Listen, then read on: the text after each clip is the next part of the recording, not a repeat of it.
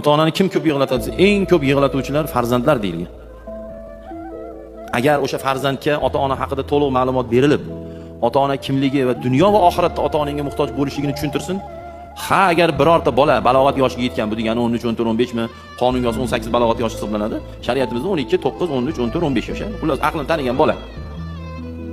Agar shu ma'lumotni bering, otasi yo'q bo'lsa, uyda onasiga baqiradimi, gap qaytaradimi, xo'mrayadimi, do'q qiladimi? Bu ota borligidan u bilan mashg'ul bo'ladi. Agar shu ma'lumotni bilsa, farzandlar ota-ona ko'chib ketib, ha desa, bo'ldi, uy senga qoldimi, kenja o'g'il, sen qaraysan deb qarab tashab berdi o'ylaysizmi? Talashadi. Tarbiyali farzandlar talashadi. Mana rolik chiqdi-ku, ikkita akaga sudlashyapti, sudga boryapti. Nima arizalaring deyapti. Uka akani yozyapti. Bir rolik qilishgan, balkim bo'lgan voqeadir. Sudyaga xat taqdim qilyapti, sudga o'qib, charaq qatib qolyapti. Nimaga? Tarixda buni ariza olmagan qo'liga.